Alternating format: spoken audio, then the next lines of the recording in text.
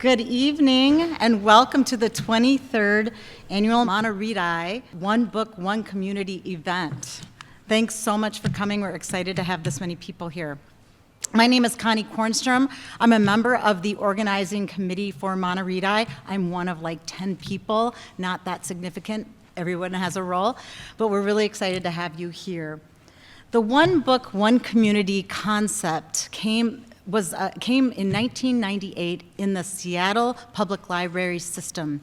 They had this idea of bringing people together through reading one book and having kind of a community through that one book. The idea went through the United States, and many communities adopted that same concept, including the area of Mahtomedi and White Bear Lake. In 2003, MahtoREADi was created with the vision to ignite and engage people in our community in one book. But we had a twist. We wanted to have only books written by Minnesota authors. So that's what we've been doing for 23 years, to have Minnesota authors. Luckily, in Minnesota, we have a ton of amazing award-winning authors that have agreed to be our featured authors, much like our featured author tonight, Leif Enger. Before I start the full program, I need to make some important acknowledgments. The first is the support that we received, the funding that we received from the Minnesota Arts and Cultural Heritage Group that is typically called the Legacy Funds. They are distributed through MELSA to Washington County Library, and it's an alliance of the metro area libraries. So we're very grateful for those funds.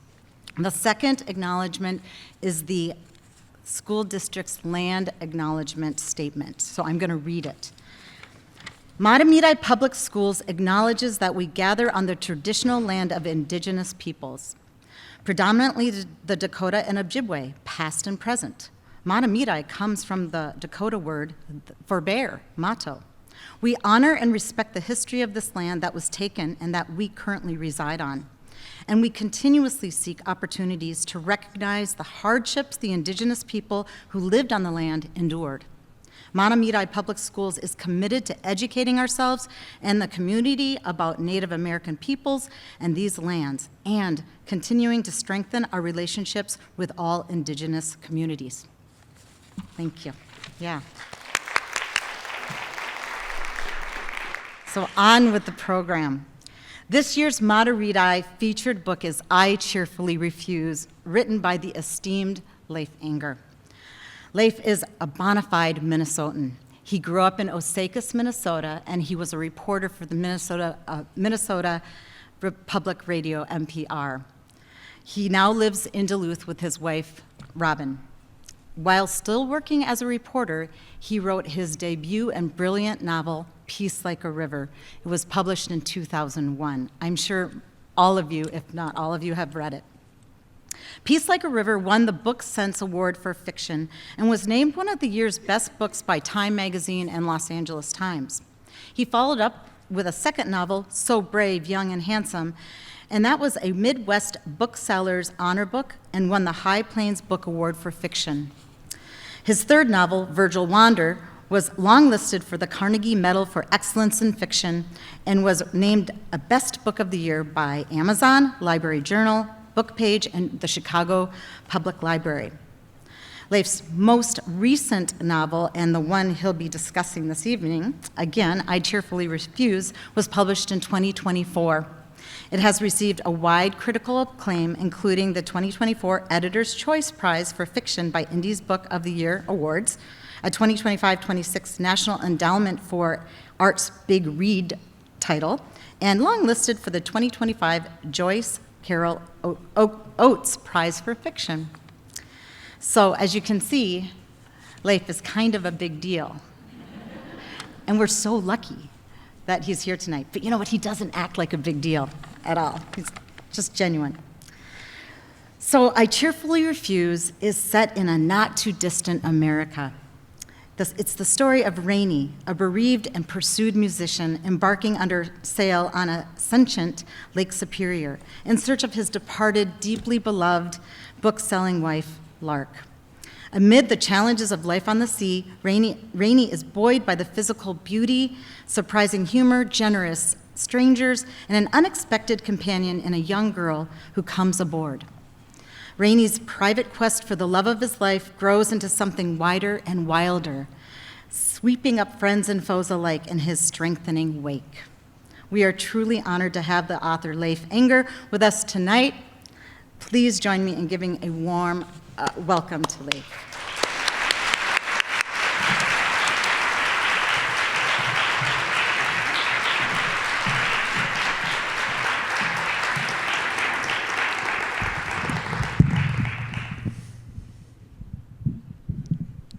Hey. I'll get this squared away in just a moment. There. Okay.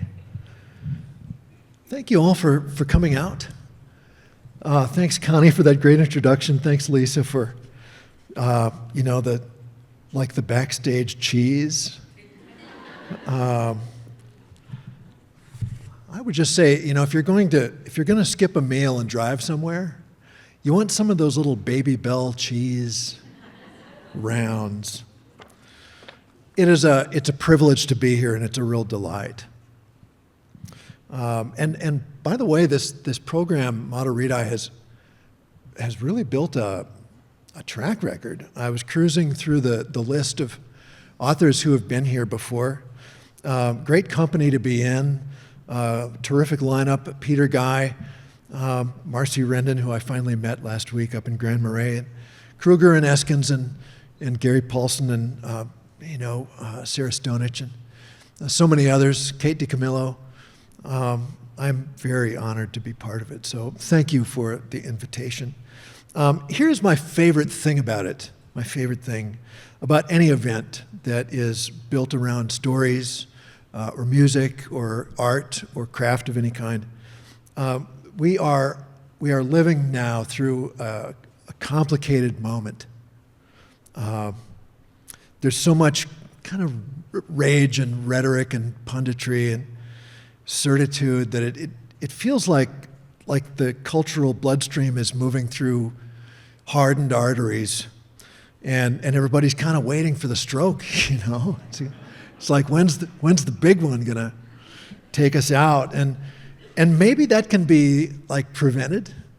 Maybe we can get this old body out for some long walks and eat a few more salads, do some deep breathing, find our equilibrium. There's a great Tom Petty lyric that I remember every day that says, "Most things I worry about never happen anyway." But we live in uncertain times. Important to recognize that. A while ago, I heard an Irish storyteller I like say that the best response to uncertain times is the making of art, which I love, whether it's telling stories or building boats or painting pictures, or making movies or playing music, whatever it is. Baking bread. It's hard to be in despair with your elbows up to here in sourdough. And getting together like this, around a story is, to me, as a storyteller myself, that is straight medicine.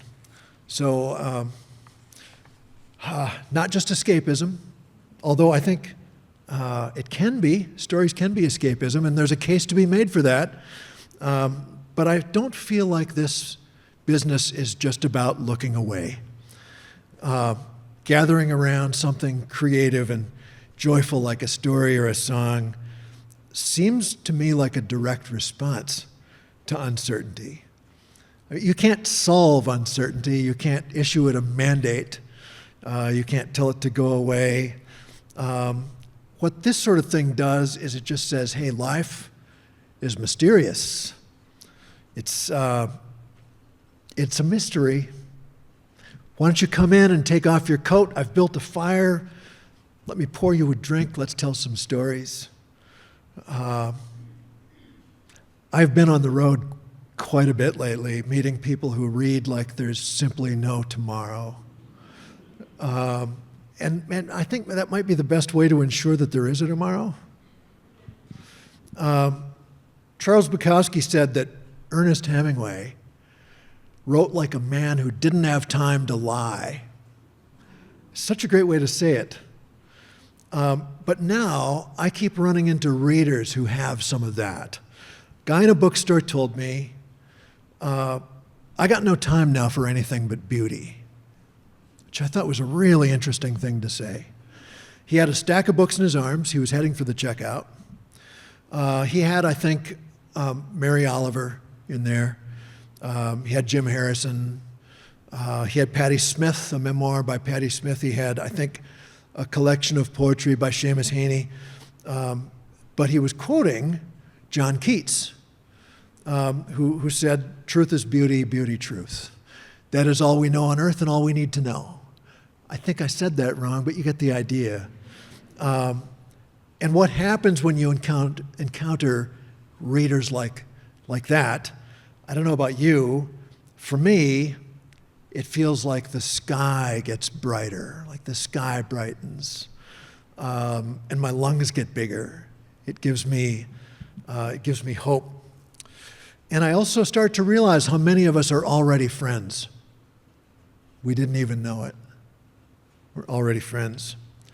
So the story I'm here to talk about tonight is this one, I Cheerfully Refuse. It is not quite brand new. It came out last year.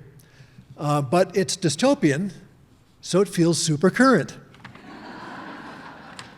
In the story, books themselves are suspect. They have become controversial because their pages are full of ideas. They're full of characters who might be subversive, who might not comply. And ignorance has become a kind of safety in that world of the near future.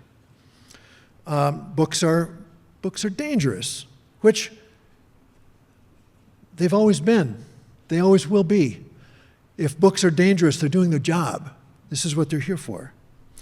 And people who own them, people who read them, people who, God forbid, sell them, they are troublemakers in this near future. There are other clues in the story that things have gone awry. For example, 16 people own everything. The slang term for them in the book is astronauts. There's really no safety net for anybody else. No one can afford to go to the doctor. If you're looking for bright spots, there are a few. The prison industry is huge. A lot of profitable prisons. And Big Pharma is thriving. They've really dialed in the compliance medications. I have had some people ask me, why write this kind of story? Do we really need another dystopian novel? Short answer is, yeah, I think we do. I think we do. But the longer and better answer is that I really, it sounds like a dodge, but I don't pick the story. The story really does pick me, and I know that sounds like a cop-out. It's a cliche because it's true. Usually the way it works for me and for a lot of writers I know is I have 2 or 3 ideas percolating at all times. Things that are moving around in the back of my imagination. Stories I think would be fun to write. It has to be fun or I'm just not going to do it. Stories I think I can sustain over the length of a novel. And then what happens is, at some point, a character will step out of the dark of one of those potential stories and start badgering me and just get into my imagination in a big way. And then when that happens, that is the book I write. Because I figure that's as close as I get to the muse landing on my shoulder. And the only advice I would give a writer or an artist of any kind is when the muse lands, don't ignore him. Don't ignore her. Don't ignore the muse. Without the muse, you're just not going to get anything done. And then also there's this about the choice of book.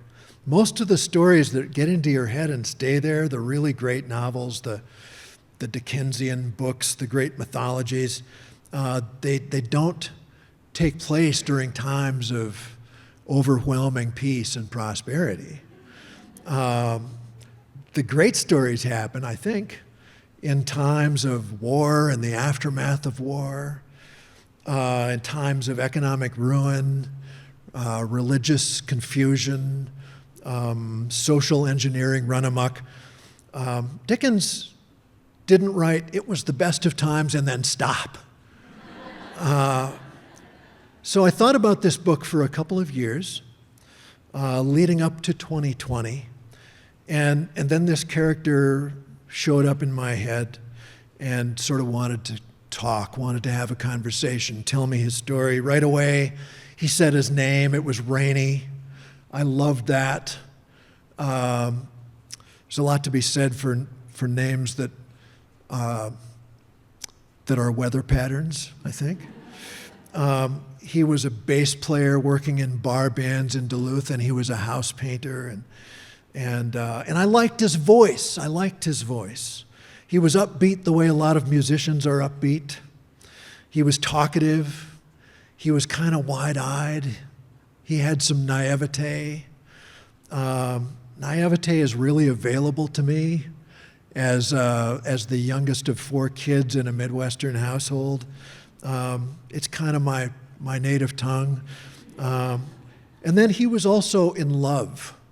Rainey was in love. And that's always a good thing in a story. That really is what settled it. Because I think that in even really awful times, in terrible times, dystopian times, people still fall in love. What drives Odysseus on his journey home from the war is getting back to Penelope. The thing that makes Orpheus, sling his guitar on his back and travel to the underworld is the idea that he might run into Eurydice down there, the love of his life that he has lost. And he might be able to go to the underworld and bring her back to the land of warmth and music and light. So I had this notion of a character who just refuses despair. And full disclosure, I started the book the day we all went into lockdown. So second half of March 2020. So despair it was available, wasn't it? It was there. And I just wanted to be able to shrug it off, to refuse it. And then here came this talkative house painter and this lover of life and of one particular woman. So that is why this story, because I just really couldn't say no. And so I'm going to read you the first scene that I wrote. It's not the first scene in the book, but I wanted to write the scene where he encounters the woman that he will marry and who turns out to be the presiding spirit of the book. When I met Lark, there were 2 things I had to do, 2 ideas to embrace or lose my chance. Reading was the first. I could read, but rarely did. My parents, ahead of their time, had little use for books, so I grew up a knockabout. It's fair to say, in my case, size preceded sense. I wasn't a bully. Well, maybe sometimes. I'm not without regrets. Call me a genial fighter, a boy of 6 words, a lummox grinning over pancakes. Adults mentioned my appetite and big hands, my aptitude for labor. In a grade school Robin Hood play, I was Little John, and what a good role. I took to it naturally, and suppose I never really stopped. By age 28, I was working as a house painter and sitting in with 2 or 3 tavern bands in Duluth. At noon one winter day, I left my job detailing a stucco high-ender with hardwood moldings and a crenellated roof like a battlement. Embarrassed to eat near the meticulous homeowners, I strolled a few blocks to the library for a covert lunch in a study carrel. The carrel was around the corner from the help desk where a woman with a quiet, radiant voice explained technology to ancients. There didn't seem to be any non-ancients in the library that day, only her at the desk and me, who just wanted a warm place to eat a cheese sandwich. Crane as I might, I couldn't catch sight of her, which only made her voice more arresting. The library had recently scaled back its services, and there was a long shuffling queue waiting for assistance. What happened to their online therapeutics? Why had their credits been refused? Their inquiries were nervous, angry, imperious, frightened. Her voice in reply was low and melodious. It settled them, reminded them they were in the right place. I hadn't felt anxious at all sitting at my carrel, yet I too felt soothed by her delivery and shut my eyes to listen. Almost right away, it became impossible not to imagine hearing that voice, morning and night, a voice that was the opposite of panic. On my way out, I tried again to glimpse its owner, but she was obscured behind a mammoth gesturing clergyman filing a subversive materials complaint. The same carol next day, another cheese sandwich. I went back hoping to hear again that easy, low music, and sure enough, there it was, addressing the agitation and pain of the fearful. This time I sensed a trace of humor or affection down inside her voice. Again, I was stirred by a nameless melancholy, by envy for those who lived within that frequency. I didn't think of it in those words. Picture a voice like a river's edge, where the water turns back on itself, orbits quietly, proceeds downstream in laughter. This time when I left, she had gone on break. Again, I was denied the sight of she who had beguiled me. In later visits, I paid attention not just to tone, but to content. Pulling books as camouflage, I took a carol nearer her desk, though still out of view. She did far more than direct people to charts and information. She had a way of answering unasked questions, finessing and adjusting her recommendations. History for the ambitious, novels for the lonely, poetry for the heartbroken, all of it a lettered world alien to me. I began to take notes. Dickens, she replied in a near whisper to one request, and Dickens, I wrote in stub pencil. Why, you ask?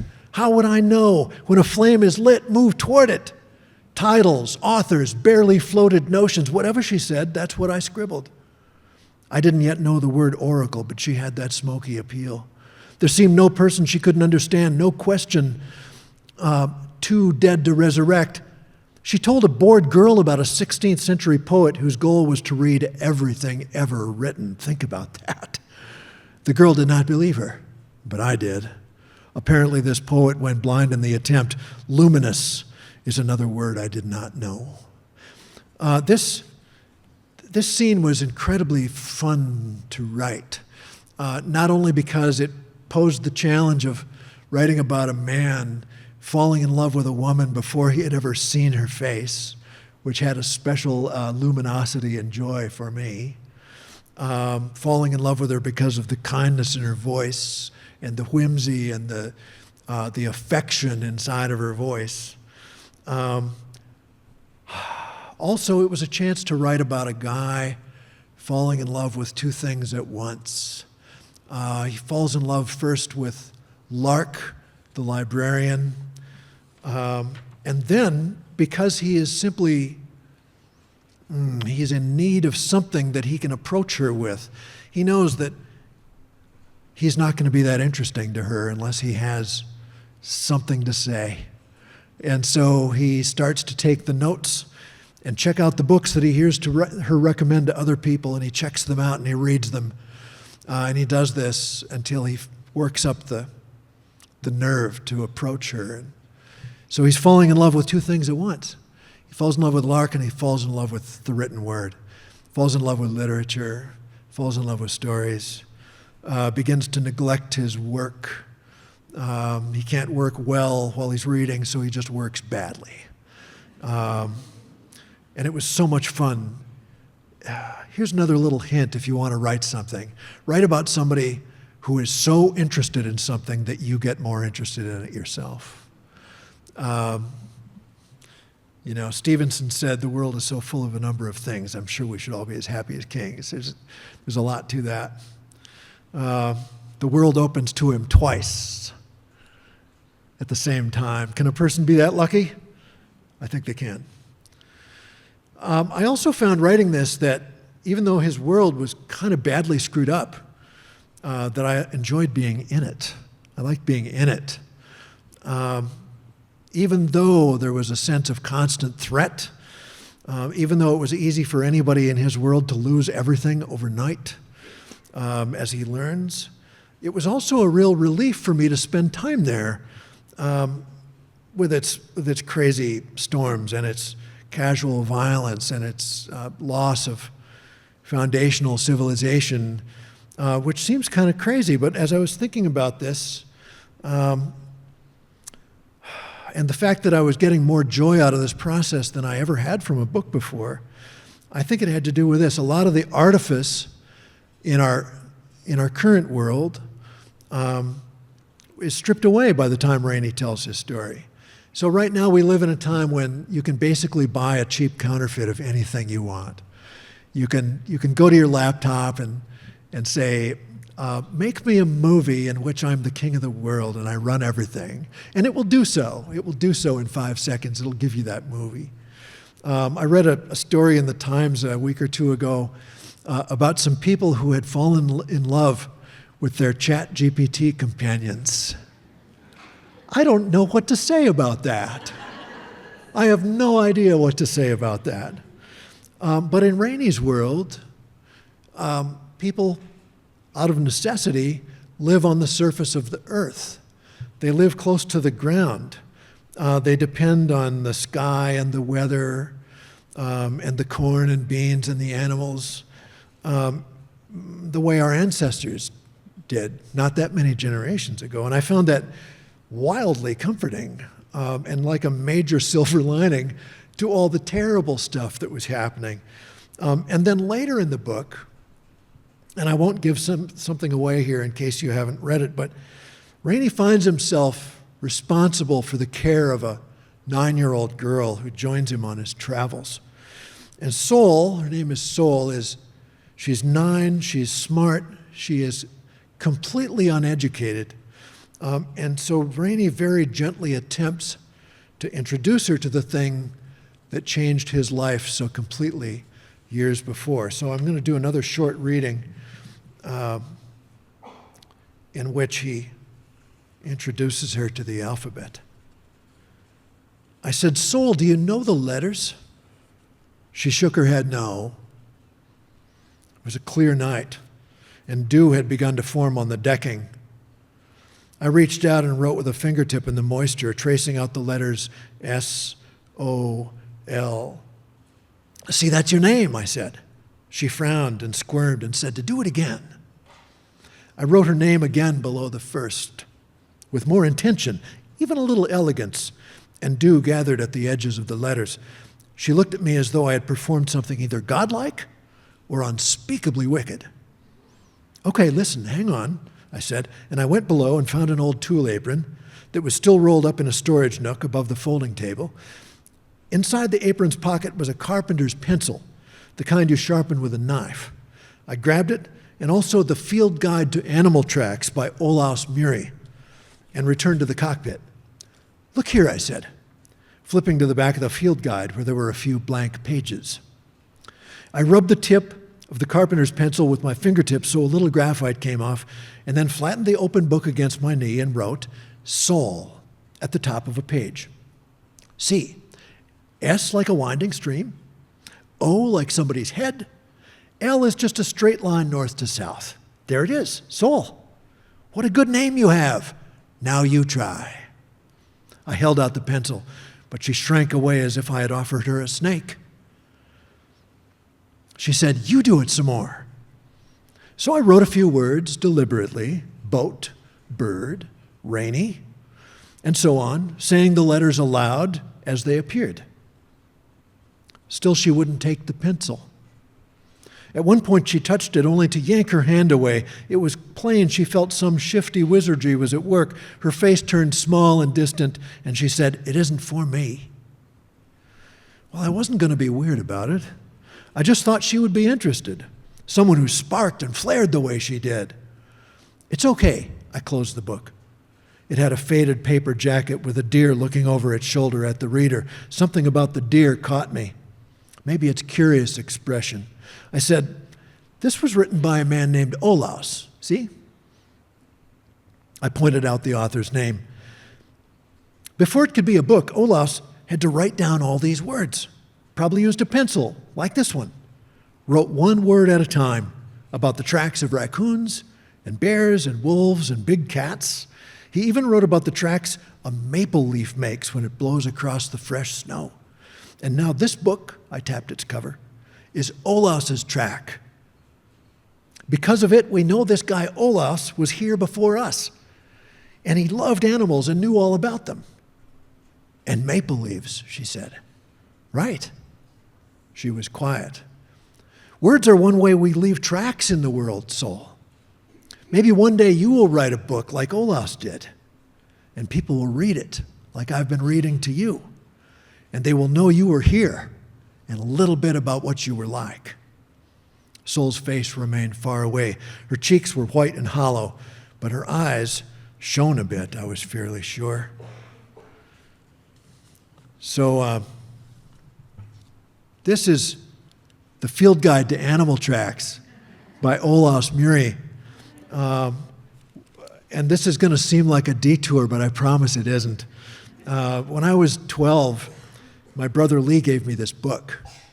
And it's just what it looks like. It's a small format hardcover. It's got illustrations on pretty much every page, pictures of the animals that he has drawn, pictures of their tracks. And I remember he gave me this book, and it seemed like something magical. You remember field guides? Remember these?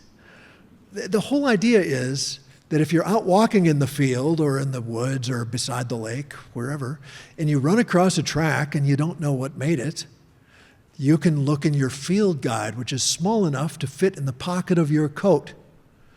And you can pull it out and you can page through until you find out, oh, this was a mink that went past my house. This was a muskrat on the shore of the lake. This was a skunk, or it was a dog or a fox or a coyote. They're kind of brilliant. I'm sure that there's an app now that will do the same thing. I prefer the field guide because it was written by Olaus Muri. And Muri, probably a name that not many of you know. He's sort of a lost figure. But at the time, in the early part of the 20th century, he was a major deal. He was a naturalist, and as an influence on environmental policy, he was up there with Gifford Pinchot, Aldo Leopold, names you might know better. Olaus was right up there with those guys, and he was very influential at the time. And anyway, he wrote and illustrated this field guide so that you can say, a mink went past my house last night. Here's what it made me realize when I was 12.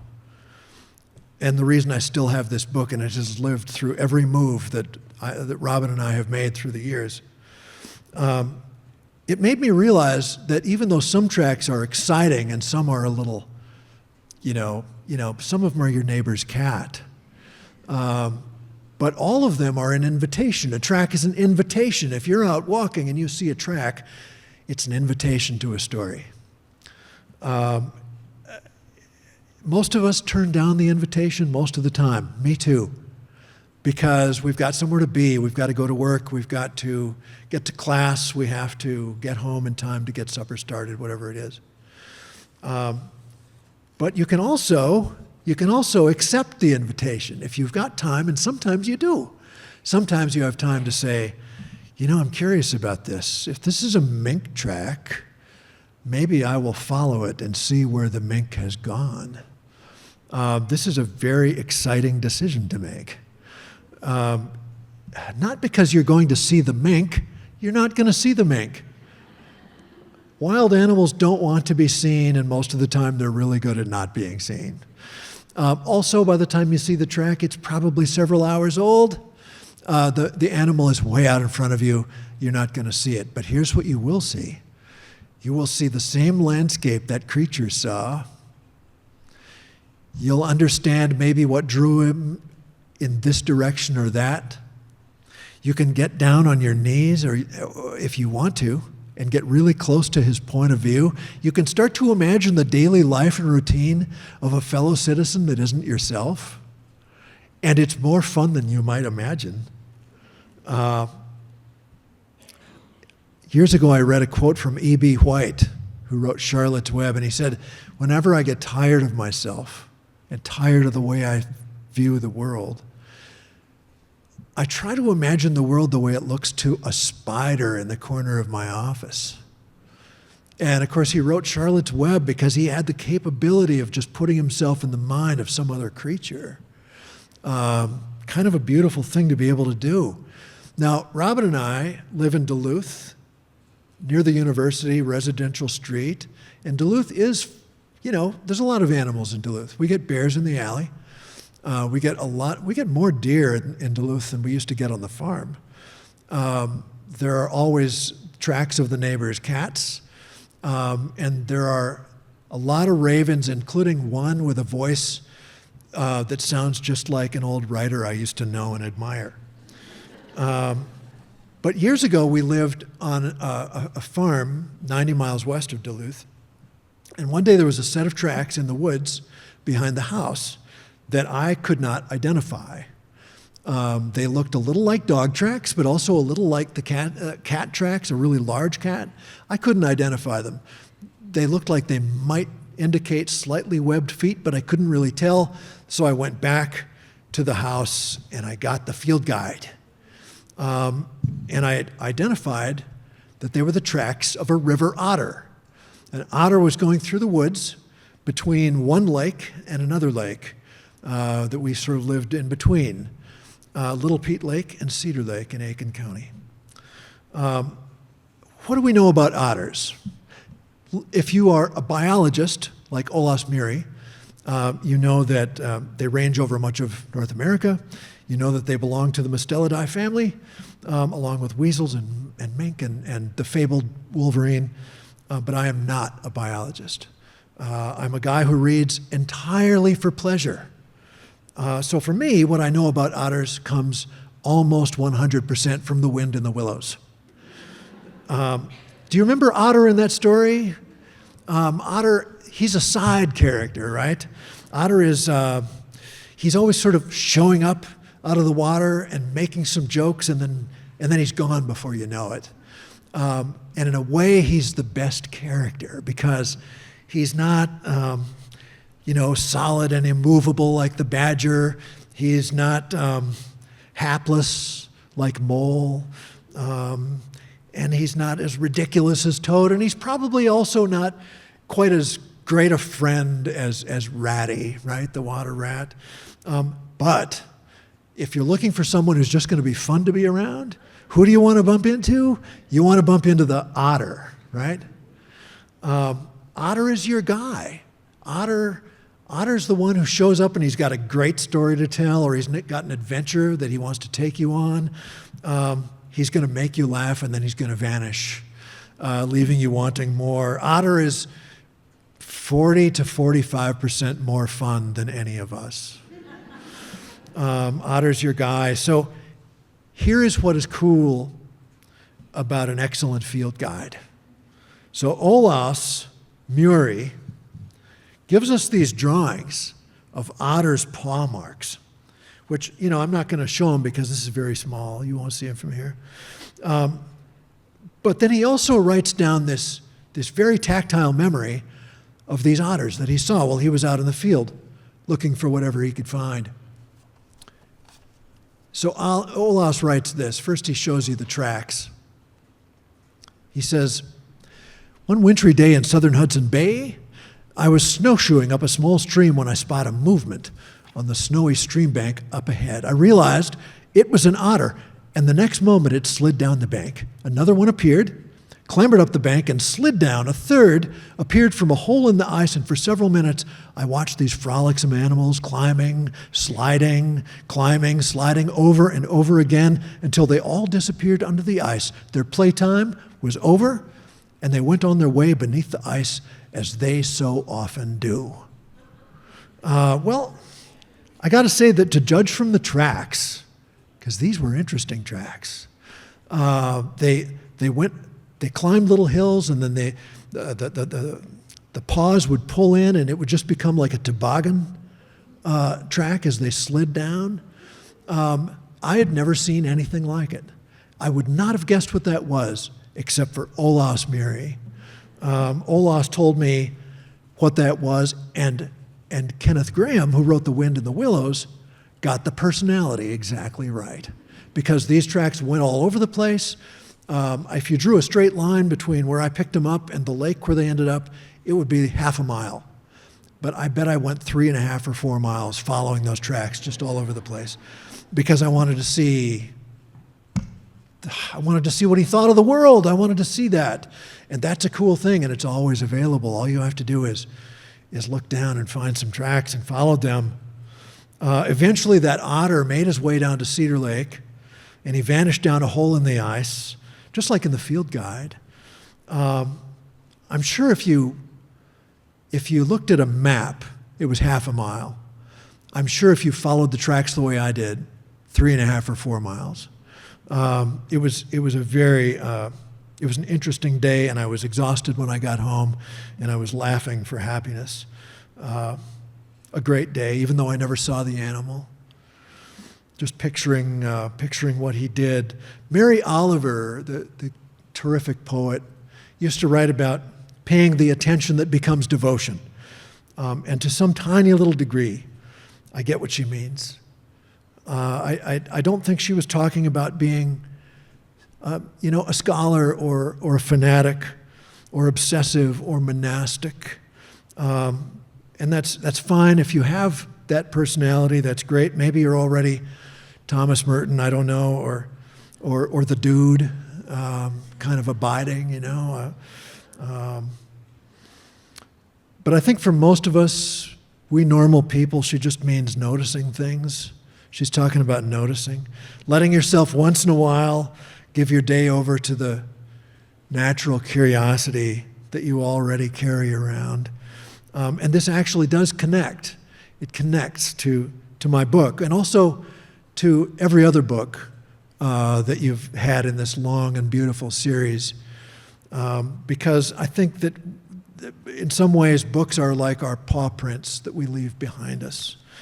There are prints for good and sometimes for bad. Every time you have your neighbors over for a bonfire or a bowl of soup, you leave a track. That's how I've started to think about it because of Olaus. Every time you have dessert with a friend, or a bowl of soup, every time you sit down with your guitar and your wobbly voice, and maybe also every time you humiliate somebody, you leave a track, you leave a mark. And this is a good thing to remember. We all need to remember it.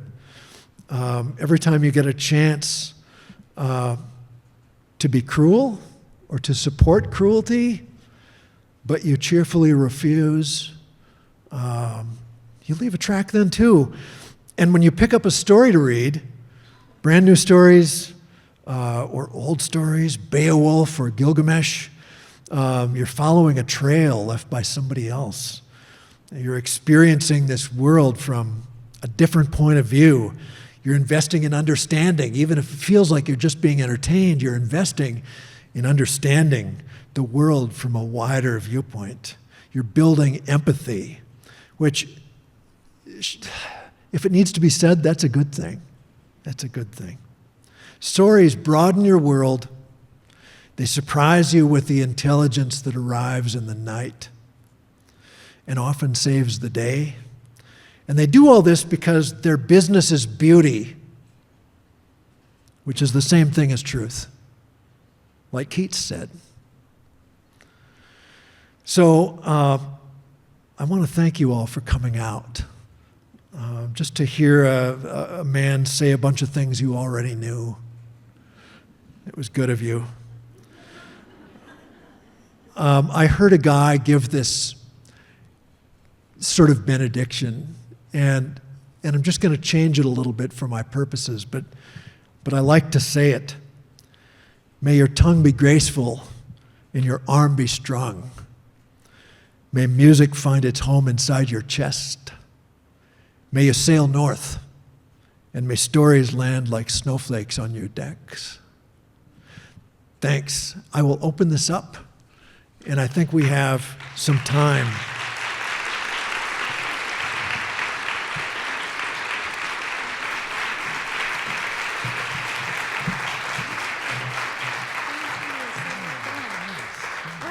I don't know if you can hear me. Thank you very much.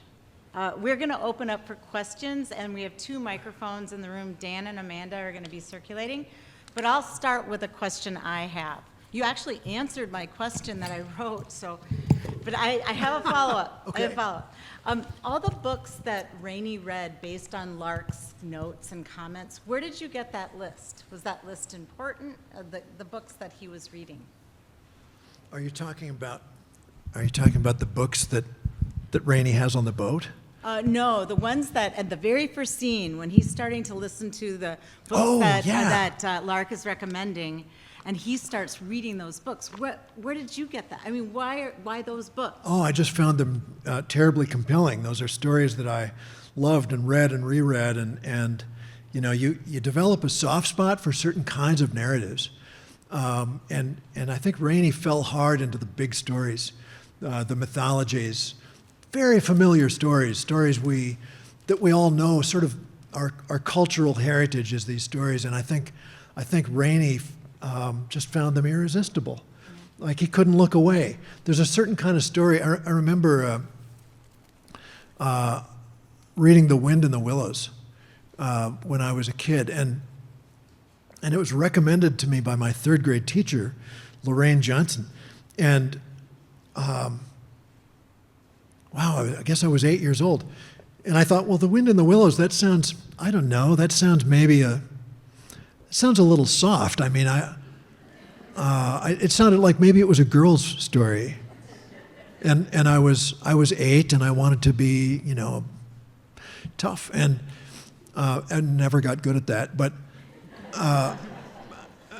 I remember my teacher said, no, it was when we were all ordering those Scholastic books, you'd make your order, and then they'd come, 3 or 4 weeks later, and you'd take them home. And Mrs. Johnson said, you're going to love *The Wind in the Willows*. I thought, well, if you say so. So I did order it, and then I remember taking it to my room where I had been sent, and climbing to the upper bunk, which was my brother's, and starting to read it, and I just fell in. I don't know what to say about it except that, there's that early scene where Mole is doing his house cleaning and he's down under the ground, and then something calls to him from above, and I just fell into it. And he burrows his way out, and he runs to the river. He smells the water. He meets the water rat, which is down there just waiting to take him on an adventure, and off they go, and he never looks back, and his life is never the same. And it was life-changing for me to read that story, and since then there have been so many others. So I often feel like books have been this just straight shot of adrenaline into my veins. I think I just wanted to infuse Rainey as the narrator with that kind of adoration of pure story. Cool. Yeah, thanks. I'll leave it to you guys. Does anybody want to have a question? Step up. Yep. Or go to Dan, and I'll leave you to it. Thanks. Yeah, thank you. Thank you so much for being here. I'm just curious to hear a little bit about your writing process, and I'm specifically curious if when you start out, do you have kind of a full outline in mind for a story, or does it come to you as you go? I'd just love to hear more about that. Thanks. I always have a full outline, and it doesn't last 10 pages. I write the outline because I feel like I need to have something out there, but it's really kind of a crutch that I throw away almost instantly. I would love to be able to stick to one, but the story usually goes in some direction I didn't see coming, and that's partly what takes me so long, because stories are they're kind of slippery for me. I'd love to be able to just say, well, here's my story. I'm gonna follow this outline, and boom, boom, boom. write a book a year like a lot of terrific writers do, and I can't seem to do that and still care about the story. They get away. They're very slippery indeed, and I have to chase them all over the countryside. But I do also find that it's helpful to write every day, not just on the book itself. But I have a practice of writing morning pages. I don't know if you've encountered that idea. Julia Cameron wrote a terrific book called The Artist's Way many years ago. And she writes specifically about getting up and spending 30 minutes, not 29, not 31, 30 minutes just writing as fast as you can about whatever comes into your mind. And the way that sort of flushes out the system a little bit. It's like taking a big drink of water. You just feel refreshed, and it sets your mind going in directions you did not expect. So I've found that to be really helpful. I've done that for about the last 20 years. That's been helpful. That's my main discipline. I always do write outlines, and I always discard them. Yeah. Did you make up stories for your kids when they were young? Yeah, I did. For a while, every night, until they sort of stopped being interested. But for a while, yeah, I would sometimes, because it was so much work to make up new ones with new casts of characters, I would just do like a serial. And I usually would start out by saying, once there was a guy with a skinny body but a big square head. Because I wanted to make them laugh to start with. And then I would spin out the adventure. And it would take a week or two. And that was fun. I enjoyed it. But I never thought about it beforehand, and it was just a matter of spinning it out. And then what happened, of course, is they started to tell me where the story should go. So they began to take hand in the mystery that was developing. And I would try to work within those parameters. It was a lot of fun. Yeah, storytelling was fun when they were small. Yeah.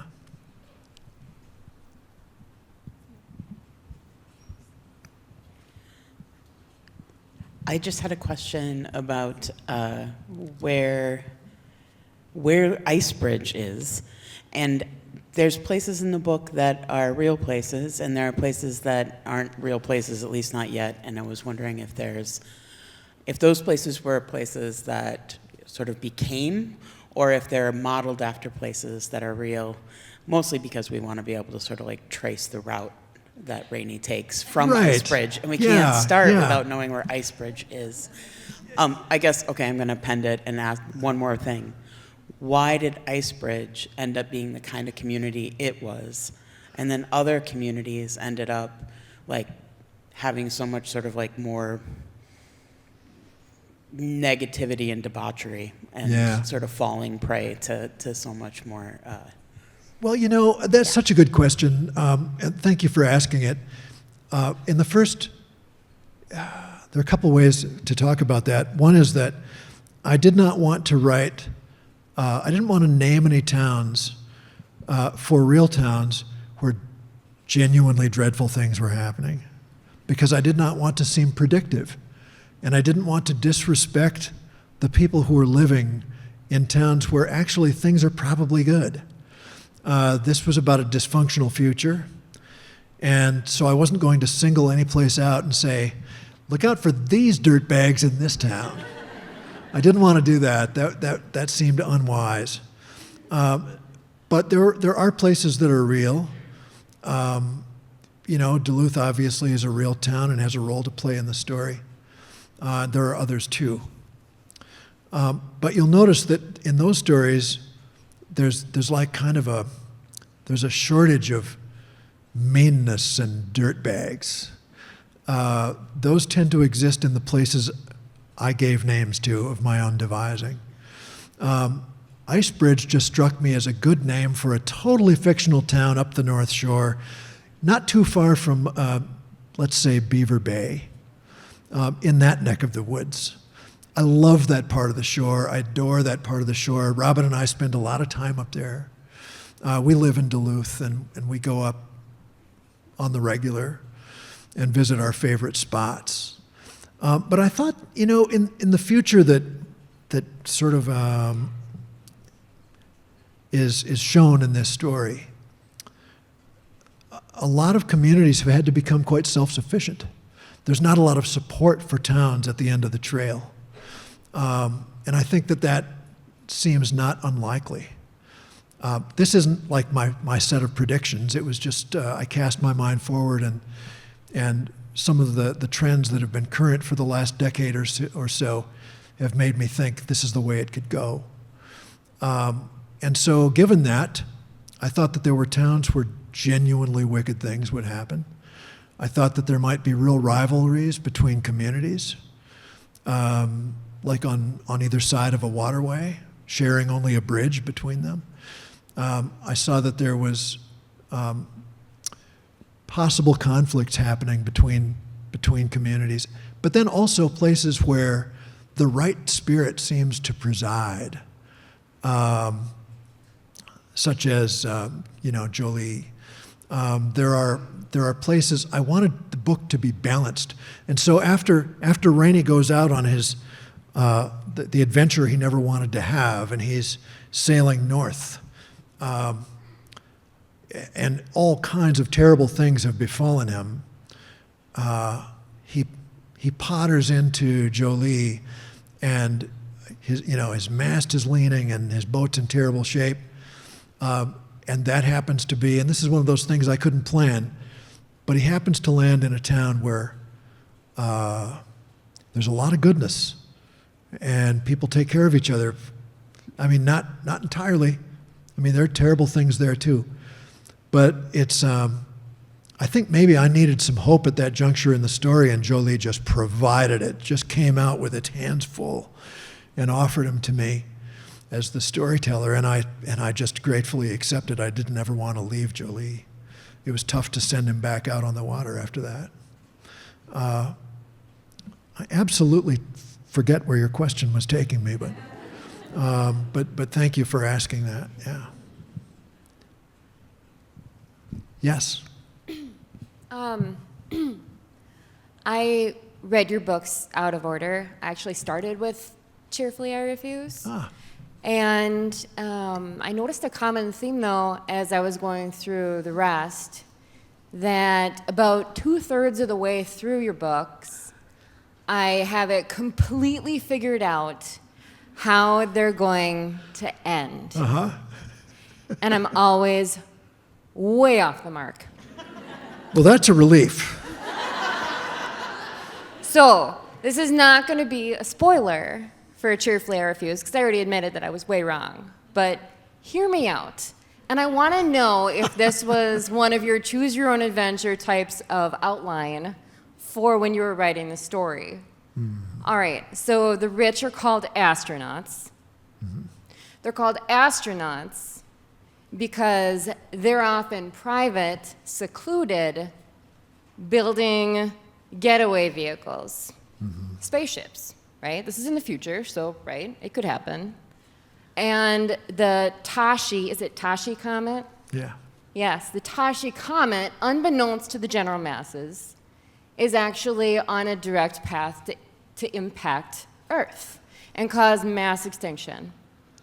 And the whole reason why they're mass producing Willow is because after the astronauts make their escape right before the Tashi comet impacts, they're going to mass disperse Willow so that the people who are poor enough to be left behind can end it on their own terms. So this is exactly how I thought this book was going to end. And this is not anywhere near where it takes you.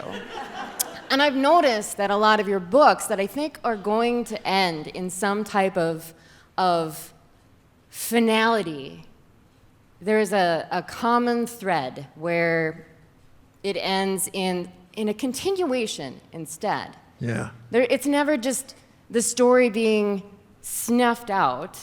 There's always some type of, continuance and, and then many years later this happened or whatnot.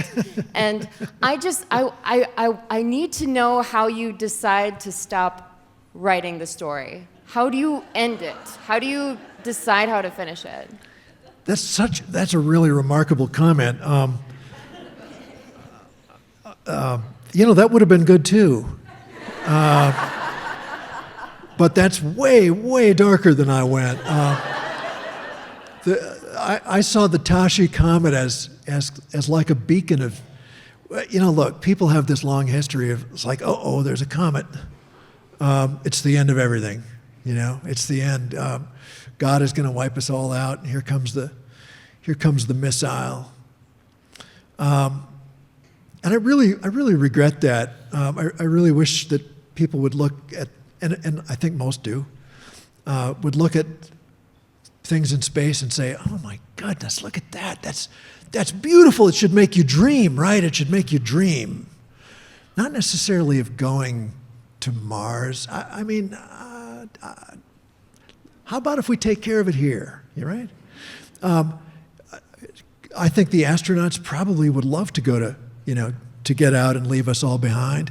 I kind of hope they do, man. I kind of hope the billionaires all get together and get on one of Elon's rockets and head out. Just do it. The rest of us will happily stay. But man, I totally forgot what your actual question was. I got so involved. Yeah. How do you decide to put the pen down? When do you know how you want to leave the story and let it lie? Close that back cover. Right. Such a good question. Where do you know it ends? I've occasionally had trouble knowing exactly where to end a story. I would say with this one, with Cheerfully, it was very easy because even though I really had to rework the ending in the writing process because my first one wasn't satisfying, but the second one really was because I wanted to be able to leave the reader with a sense of continuation. I don't want a Hollywood ending. I don't want a cataclysm. I don't want everybody living underground. Not interesting. Much more interesting to realize, no, the world's going to go on for a long time. No matter if we mess it up, no matter if we poison the water, no matter if we have nuclear, whatever it is, the world's going to go on for a long time, and we're going to have to deal with it for a long time. So what I wanted was to do that in a way that seemed realistic to me, and also that seemed reasonably hopeful to me. The things that are a problem in Rainey's time aren't going to be a problem forever. They're dealing with astronauts. They're dealing with an oligarchy. They're dealing with corrupt people in power. We know a little something about that, and I don't think it's going to last forever in that story. I think that things are going to happen for the good. I'm for the future. I'm for the future being bright. I want us to do everything we can to make it bright, and I want it to be long. So let's let it be long.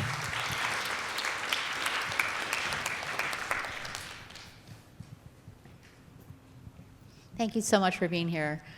What does the title mean for you? I cheerfully refuse. It's a couple of different things.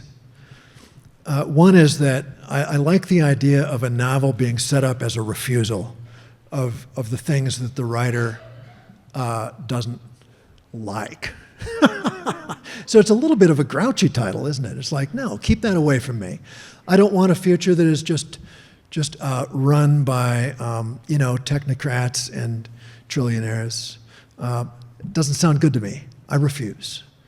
Also, I like the echo it has of a Herman Melville story called Bartleby the Scrivener, in which there's this, it's kind of an absurd story. This scrivener, this accountant, is hired at a firm, and every time they give him a job, he says, I would prefer not to.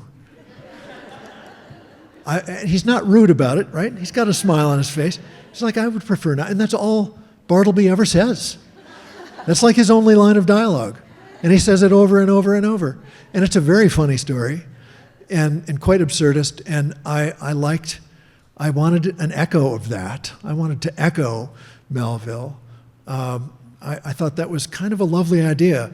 There's so much right now to refuse. And it's kind of nice to be able to just do that without getting all bent out of shape about it, just to say, no, I'm going to shrug that off.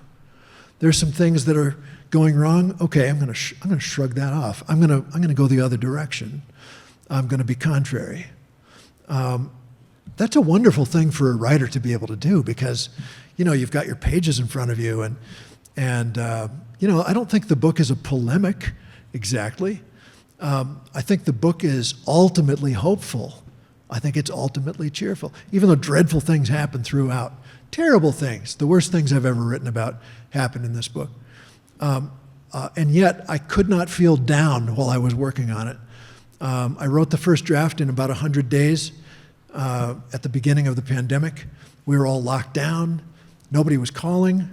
I had nothing to do. Robin said, "This is the time to start." So I did. I started the day we went into lockdown. And every day it was just like, I'm going to work on this crazy story. I have no idea if I'll ever, is anybody going to want to read this? I didn't know. But I felt like I was given this free chunk of time without any commitments, without any phone calls. So I wrote as fast as I could.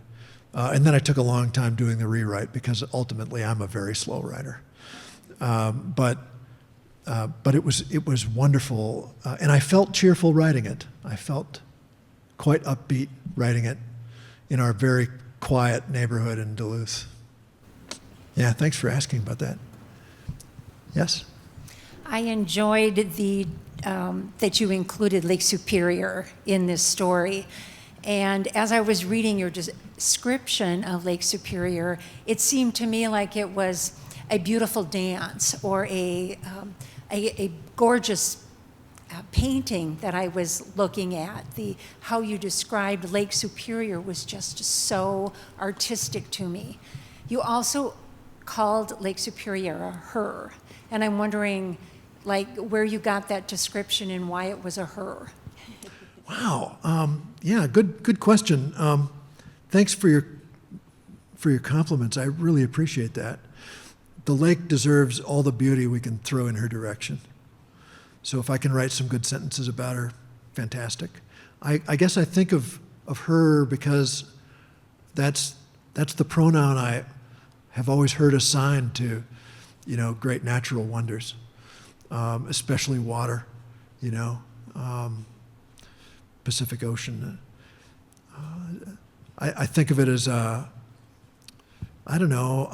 something kind of holy. There's something really holy about that lake. Maybe there is about all giant bodies of water, probably so. But Superior is the one that I first encountered. And to this day, to come over that hill, if you're going up on 35 and you come over it, or you're coming in from Central Entrance, to the west, and you reach the Coppertop Church, and it's like, the first time I ever saw the lake, I was going in from the west, and I got to that church on the hillside, the Coppertop, and I looked. I was in my early 20s, and I saw the water, and there were like 3 or 4 different weather systems that were traveling in different directions at the same time. So there was a thunderhead that was moving off to the north, and there was another rain cloud that was moving off, toward the east, and then as I drove down the hill, there was a little shower of hail that just hit. It was like 3 things at one time that were all visible, and I thought, this is where the gods live. I mean, it's like I couldn't believe my good luck, and at the time I thought, how am I going to get here? How am I going to live here? How can I get here someday? It took me many years, but Robin and I did move there 8 years ago. It's been lovely to be near that body of water, which just feels like, if the lake's in a bad mood, Duluth is kind of in a bad mood. And when the sun shines and there's this lovely breeze out of the west, then Duluth is just everybody is happy. I mean, maybe other people haven't experienced it that. Maybe I'm projecting. I do that all the time, I am told. So it could be that, but it just feels like whatever the weather's doing, whatever the lake is doing, that's how people feel. And I really like that. I like that connection. I think people must feel that way if they live on mountains, you know? I've never lived on one, but I can imagine that you absorb the mood of the mountain around you. We're creatures of the earth. While the book is set in the near future, Yeah. you don't give any time frames around that. And then also, we don't know what happened to get us to this point. And Yeah. I was thinking, why was that a cognizant thought to set it that way for some reason? Yeah, it was. It was a conscious thought. The question has to do with we don't know exactly what the time frame is, and also we don't know quite how the world got into this sorry condition that it's in. And I wanted to leave those things quite vague, just to cover my hind end. I would hate to be in a spot where I was predicting something, and here's how it happened, and then I promise you I'm going to be wrong. I'm just not that smart. So. Time frame, I was thinking 25 years out, 30 years out. By the time the book came out, it felt more like 25 minutes out. But I think that it's good to sort of hedge your bets when it comes to here's exactly what happened. But on the whole, I think it's safe to say that that wealth has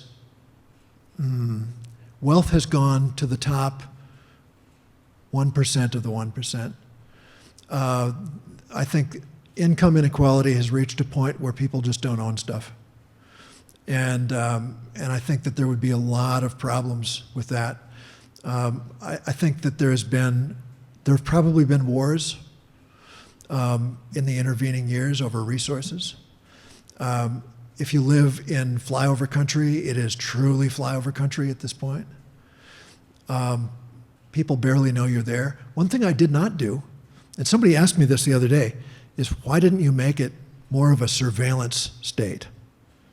Because that seems like it would be quite easy to do. And a lot of futuristic books use the surveillance state as a plot device, and the answer is I just couldn't bear it. I couldn't endure. I wouldn't have had the wherewithal to write a book like that because it would have made me feel claustrophobic and deeply sad and depressed. And I wanted to write a book in which some things have gone off the rails, but not in such a way that they cannot be repaired, because I don't see any use in despair. The trouble with despair is that it doesn't give you room. There's no room in it I think if you're in despair too badly, then when the good thing happens, you miss it. I think in a way you have to be open to hopefulness, because otherwise, when the good thing occurs, you might just have your eyes on the ground. You might not see it. So that's a little bit why I wrote it the way I did. I wanted a picture of a world that's in some real trouble. And I think that in some ways we're trending towards some genuine trouble. Trouble we don't want to have happen. I think in that book, Democracy's Been Lost. I think a lot of us see how easily that could happen if we are not wise. So that's why there are certain vague things about the book. But what I hope is not vague is that there is a sense of ongoingness. I just can't get excited about the end of history. A lot of generations think they're the end of history. We're the end. We're the generation that's going to see the end of all things. I don't think we're anywhere close. But I heard that a lot when I was growing up. It's like, look out, man. There's going to be a rapture.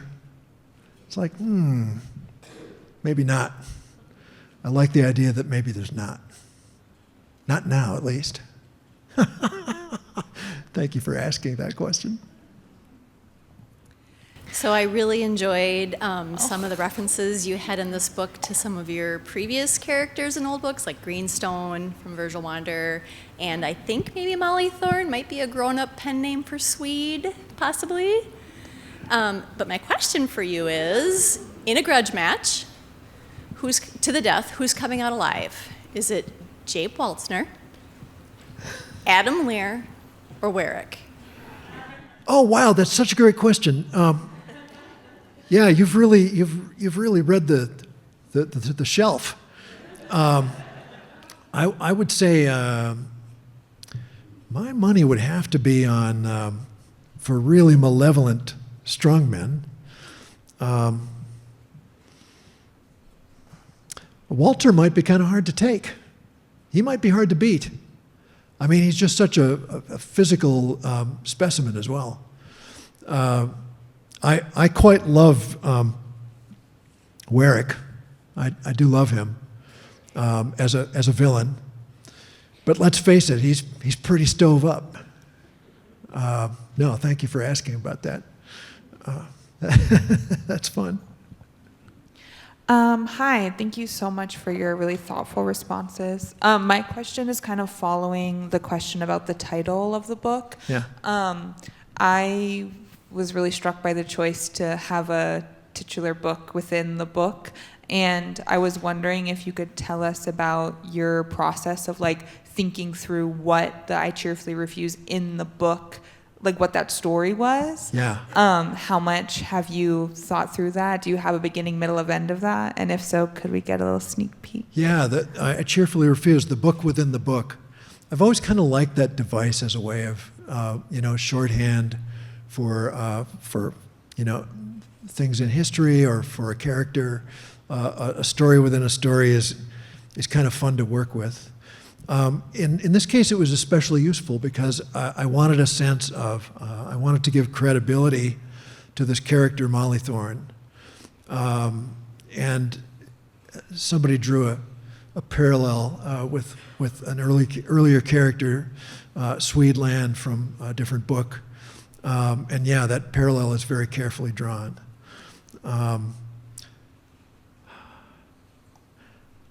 I didn't want it to have more weight than it should, but I wanted it to be like a touchstone. I wanted it to be something, in a way, this story, Cheerfully Refuse, is set in very uncertain times. Things are dangerous. There's no safety net for really anybody. They're tough days. What I loved about Molly Thorne's book is that it was her response to the similar days of her youth. When she is a girl, there is a comet. This would have been in 1965. There was a comet that was much written about. I did a lot of reading about this. That's a real thing. I didn't make that up. And people in 1965 got very concerned about this comet, and articles were written, and sermons were preached, and the end times were coming, and this comet meant bad things for the people of this world. And I loved how she had the benefit of being around somebody who was wise enough when she was a girl to say, don't listen to these people. They have no idea what they're talking about. How often do we hear stuff that we don't know? We don't know the truth, but it's a very exciting story. Somebody's always predicting the end of time. Somebody's always saying, well, look out. This terrible thing is going to happen. There are going to be signs and wonders. And I guess that's okay. But I remember being 12 and being told by serious adults that I was going to be raptured by Jesus before I turned 20. Well, that's a dreadful thing to hear when you're 12. You just want to grow up, right? You just want to grow up and have a life like everybody else got to. You want to grow up like the adults did, who are now having their life, and maybe they're actually a little bored with it, so they think this sounds kind of exciting. And you're a 12-year-old kid going, really? Oh, no. That was terrible news. I've never been so happy when an adult was wrong. So I guess that what I wanted was, from that whole thing, I cheerfully refused, from the book within a book, was just a little perspective. That times are hard sometimes, and everything is uncertain, and we don't know. And I loved that Molly Thorne had a little bit of a handle on that. She had a little bit of a handle on, hey, let's not panic. Let's not panic here. Let's enjoy our lives. Let's be good to each other. Let's be kind. Let the comet worry about itself. Let's be good to each other. That was what Molly Thorne's book was in there for, was just a through line from the early 60s until whenever that book takes place. I so appreciate your time tonight, but before you go, I wonder if you can tell us whether another book is brewing in your head. Oh, yeah, sure it is, yeah. It is. I'm not going to tell you much about it, though, because I'm superstitious. And if I talk about it, then it will run away. The muse is doesn't like to be, like, spoken of. But yeah, I am. One more? Okay. Hi. Hey. I liked what you said in your intro about art being an answer to uncertainty. Yeah. And I was curious about why a musician for Rainey, but I wonder if that kind of answers it too. Is that what Rainey's answer to the uncertain world he was living in was, to be a musician? And is that kind of, I thought it was interesting how Lark had this parallel of one of the oldest forms of storytelling, and so does Rainey, and then they come together over books. But Yeah. I thought that was an interesting parallel. So why music? Well, because music is one of those things that I played bass in our church band for many years, and it was just one of the loveliest things I got to do, and it made me feel like.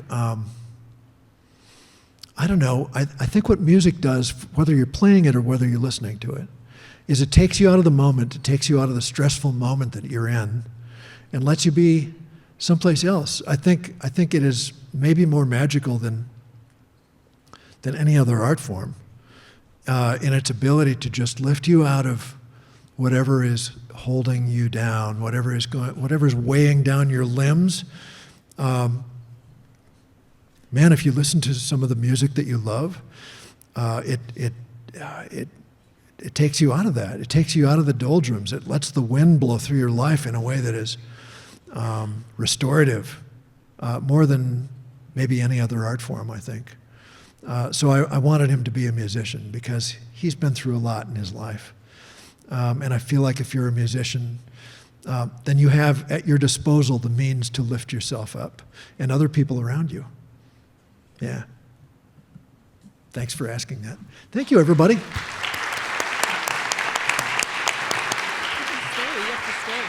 Thank you. Again, thanks for coming. Thanks for our author. Super excited about next year, too. So we look forward to next year. And until then, good night, good reading, and safe travels home. Thank you. Thank you so much. Such a great.